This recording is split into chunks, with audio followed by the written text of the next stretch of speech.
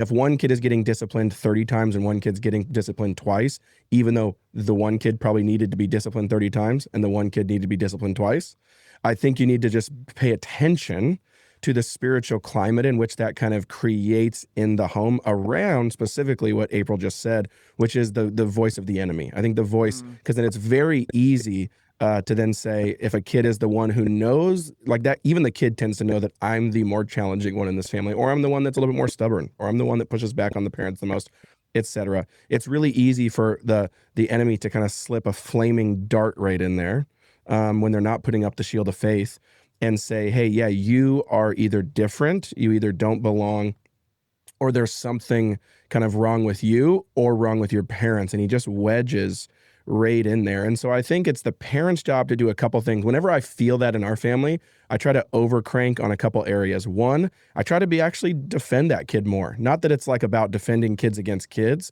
but I think it's about validating and seeing certain kids. And certainly if you have a kid with a high justice meter, I think it's okay in some conversations with the whole family to be like, that actually makes a lot of sense to me. Like what they actually, where they're upset and where they're frustrated is I'm tracking with that. Now maybe they didn't handle it and all that does is make them feel seen, right? I think if you're constantly coming down in frustration, especially as the father's voice, you got to be really, really, really careful of that.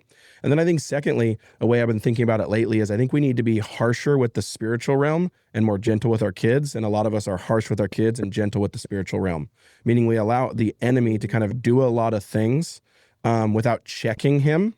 And we're kind of harsh with our children rather than, I think, man, be harsh in the spiritual realm, but don't let the battle you are doing over there and how much you have to armor up and how much you have to push in really hard. And I think sometimes even be violent in the spiritual realm, which is what we're called to do. It says the kingdom of God comes with violence and the violence take it by force. That's from Jesus's mouth himself.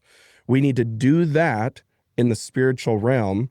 And then in the physical realm, I think exude a firm boundary, but a very gentle, gracious approach.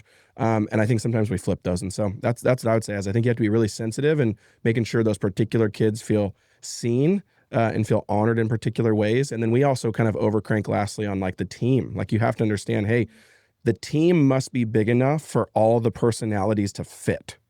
And if it's not, then we have too small of a vision of team. And so you have to ask, how do we draw a big enough boundary around our family where all of these kids' personalities and wirings doesn't mean that they get away with certain things. It actually means their God-given, more sanctified, holy version that we're calling them to fits within that boundary. But I think really understanding that is really important too.